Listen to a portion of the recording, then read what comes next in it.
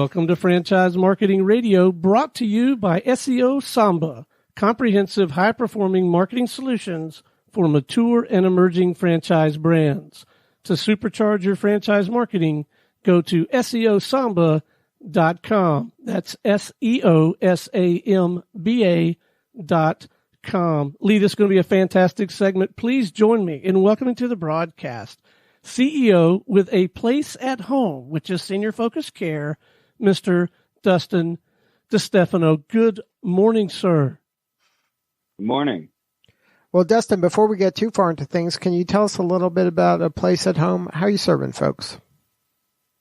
Yeah, so what we do is we do private duty in-home care. But the reason we call it senior focused care as opposed to the norm in-home care or senior care is that we have more services that we offer other than in-home care. We really wanted to be a consulting, more of a consultative company to seniors, starting with in-home care, helping them transition into, say, assisted livings or other senior living communities, helping them transition from hospital. We actually have a nurse on staff who coordinates them all the way back from a hospitalization into maybe a long-term care rehab or a short-term care rehab.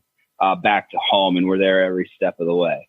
So it's not just in-home care. It's more of, I would say, consultative service, and that's why we call it senior-focused care, because we focused on the well-being of the senior and help them through all facets of the aging process, really. So now, how did you get into this business? So I got into this. I started my career with enterprise car rental, way back in the 2010s era. And then I had some things happening with my great grandmother who passed away at the age of 102. Wow. That's good. Yeah, good genes there, man. Yeah. Congrats. Well, for the females, I have two great grandmothers who were 102, but all the men died in their 60s. So, I'm on the other side of the coin. I'm trying to break that trend, I guess.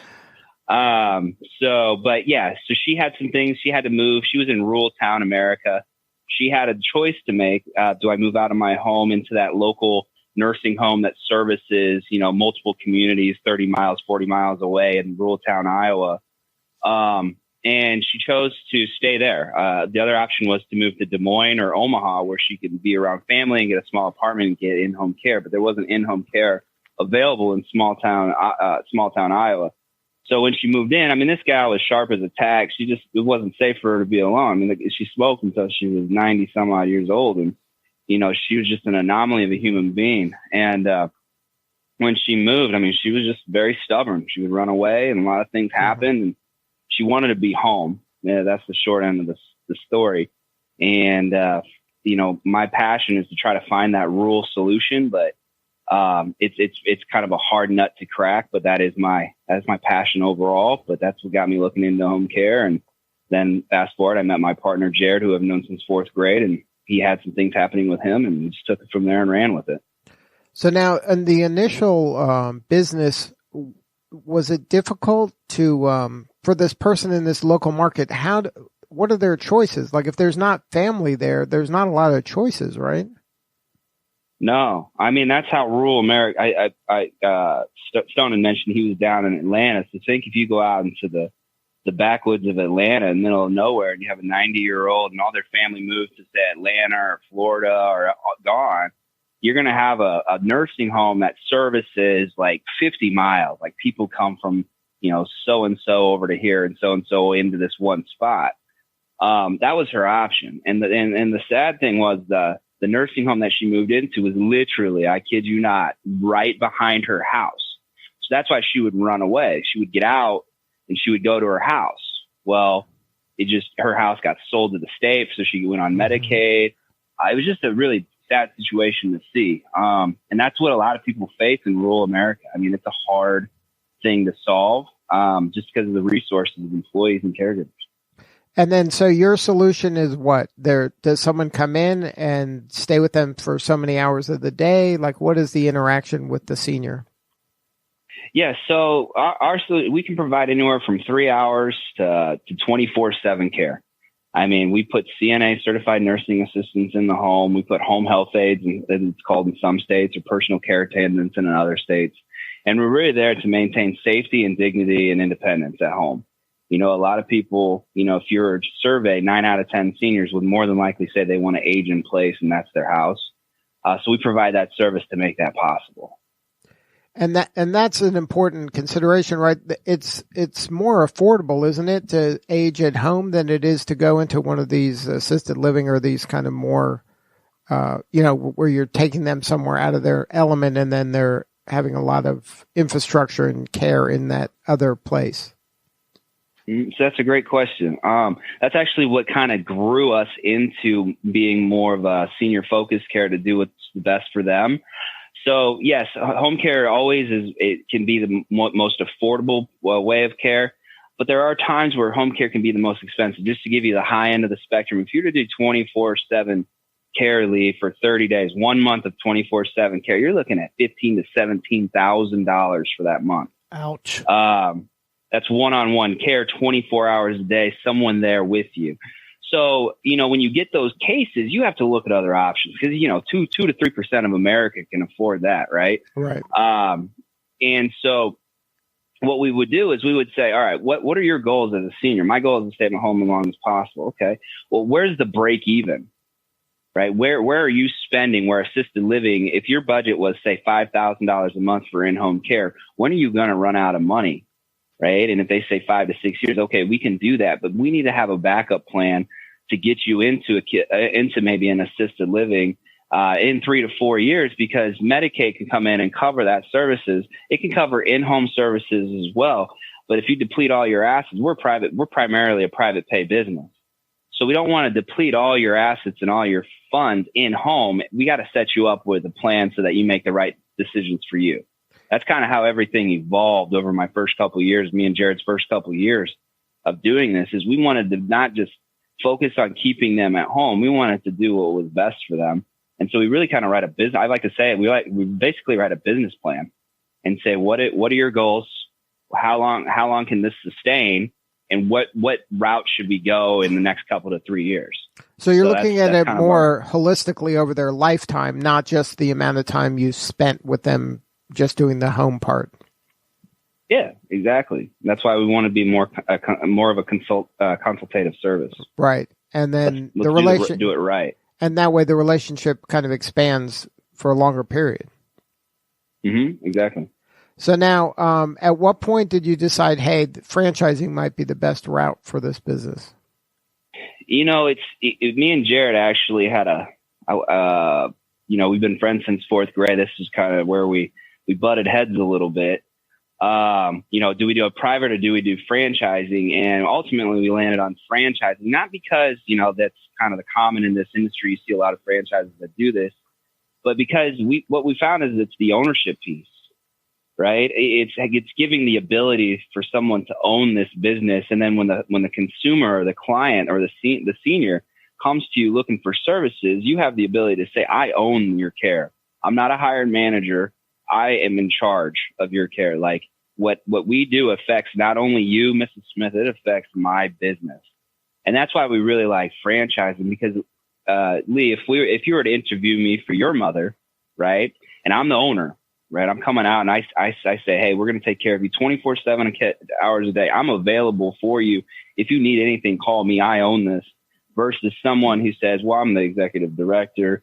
I've been in this job, and they run the risk of being gone in a year or 2 years from now. Which one are you more likely to go with as a consumer? Right. You want the person that invested. So all of our incentives are aligned. Exactly. So that's why franchising was kind of the route we wanted to go. So now that being the case and you want that personal involvement, is the franchisee more of an owner-operator, or is this something that somebody can own a bunch of them? So we look for owner-operators, but you can own and operate to a point, right? So just like what I did and Jared did with our first location, we operated that for 2 to 3 years and then we hired an executive director. We built the foundation. People knew who Jared and myself were in the Omaha location. They knew the foundation that we built. So then we hired an executive director. Her name's Chris. She runs that location and we're completely absentee doing franchising now. So the model that you could own a couple of them. Absolutely. You would start the first one. We want you to build that foundation. Then you could build a second location and another location. You can be more of that area manager or area developer or area owner, where then you know the model now. You've completely taught yourself how to do it.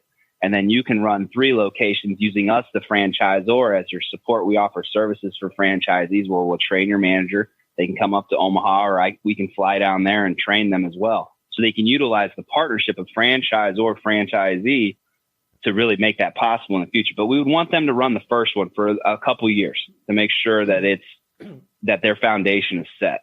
So now, how many franchises do you have right now? Currently, we have 10 locations nationwide, and we are working on a few more as we speak. Now, what is the, like you mentioned, the ideal candidate is maybe starts as an owner operator. What is there certain personality traits or are there certain characteristics that somebody kind of looks like, okay, this might be the one, or are there certain red flags that you're like, oh, well, this is not going to be a fit? Yeah, you have to be highly organized. You have to be able to, you have to manage, well, take a step back. The number one person we need to find is someone who has a passion to do this.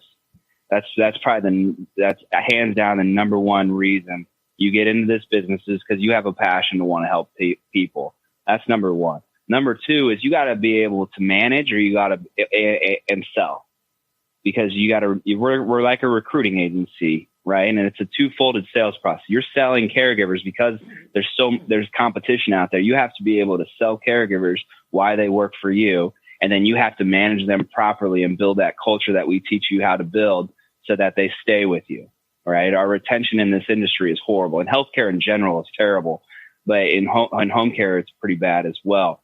So we have to really focus in on that. So you have to have that management skill. And then in addition, you have to have that relationship building skill, sales. You have to go out and be highly active in your community. You have to go out and build relationships. You have to go out and knock down doors and not be scared to be told no, right? I mean, when I first started it, I was 28 years old, right? I mean, I going into a predominantly 80 to 90-year-old field trying to sell to seniors why I'm the best why I'm the best owner to take care of them. And I'm 28, you know? Right. You have to be able to gain trust, and you have to be able to build relationships with your client and community. That's the number two.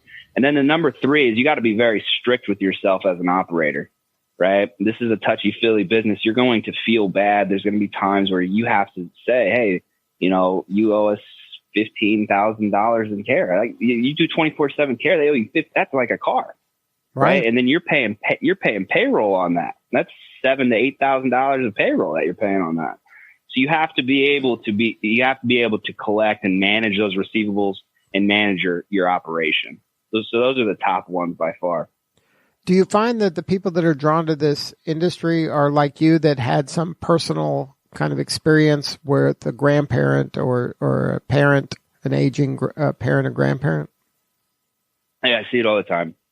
I mean, that's like the number one thing that I ask, and Jared asks when he's doing his calls with prospects is, why do you want to do this?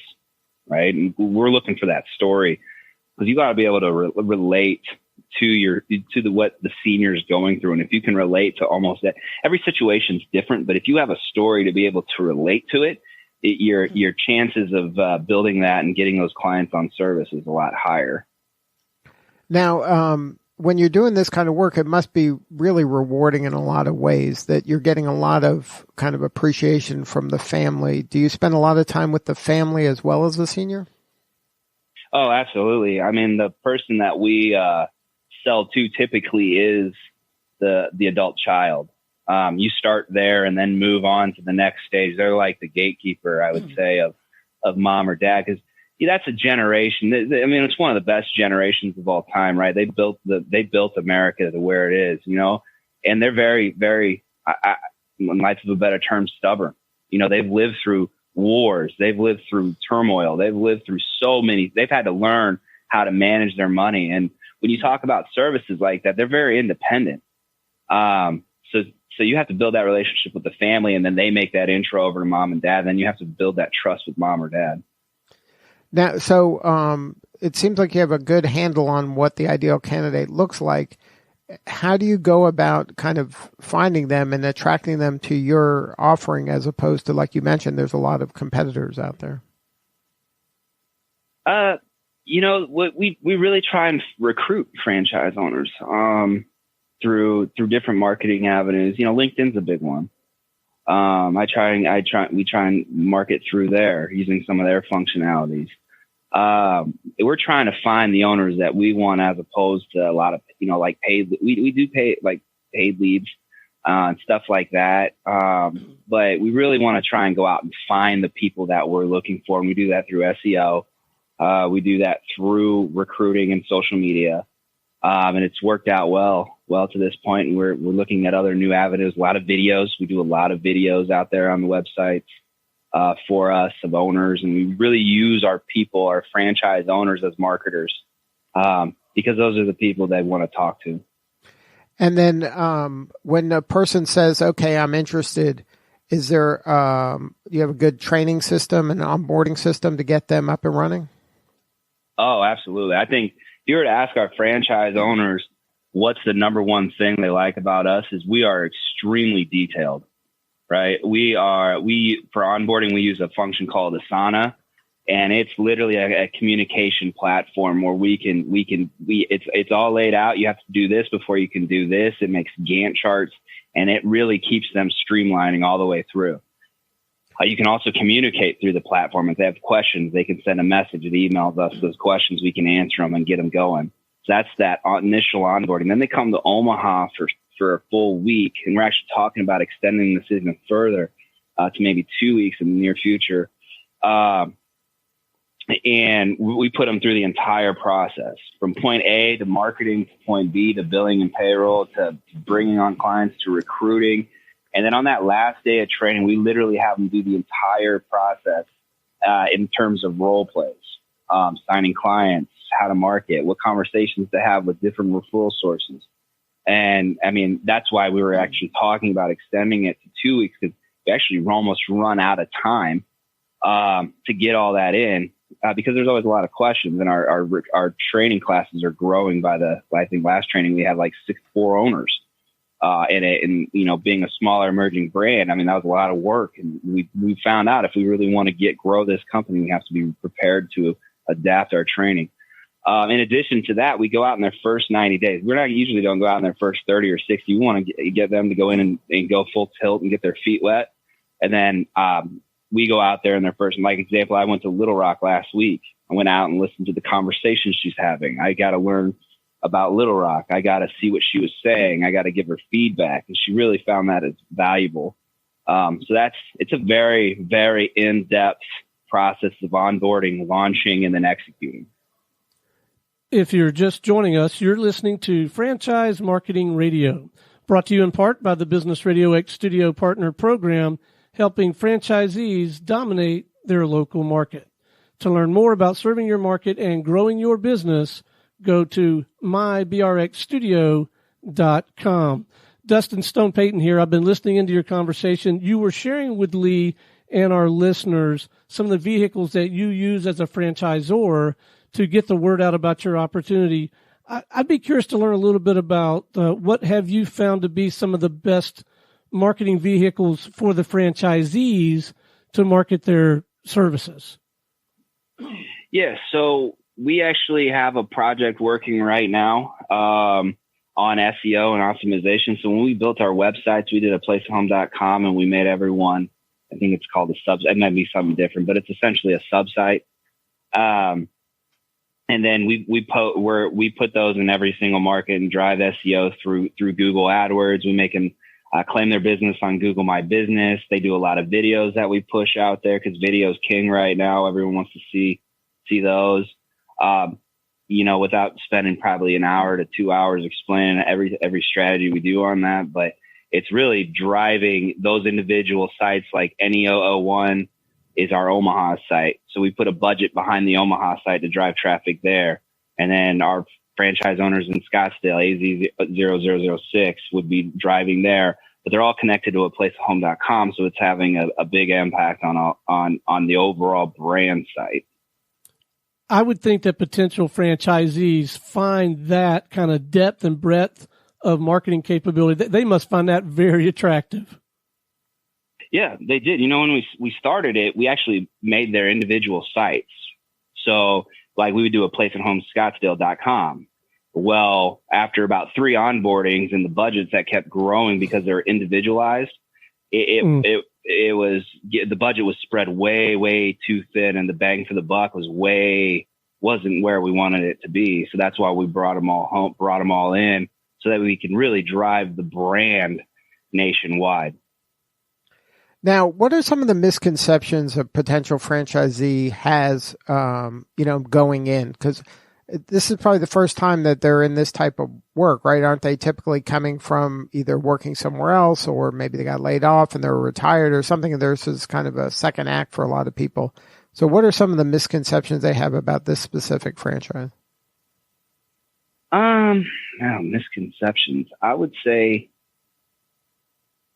the biggest misconception of people coming into this is that they don't have, I guess what I've found is just talking to prospects who didn't make it, because we weeded it out, was the owner operator thing, thinking they could come in and do this part time and it would just drive itself. This isn't a restaurant, right? I'm just not going to pop. If I saw a new restaurant, I might try it once. If it's poorly ran and the food's not good, I'm not going to go back, but I would try it once. Right. Right.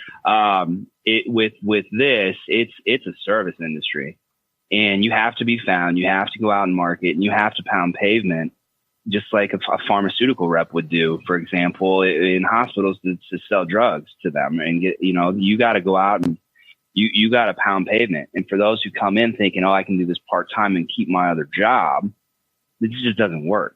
And we hone in on that. I mean, those are our expectations. Like, what is your plan with this other job?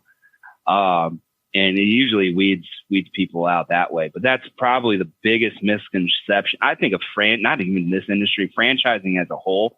I mean, there's things that advertise or absentee ownership, right?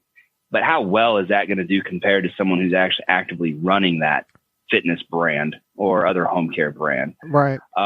They got to be kind of mentally all in, right? Like they can't just kind of dilute their attention and their efforts if they want to really make a go at something like this. Exactly. I mean, it might work in other brands and some other things, but it's just not in this industry. Not a chance. So now what does success look like for an owner, maybe first year, 2 year, 3 year? Like what can they expect? I know, don't give me an exact number, but just kind of an idea of what you define success as.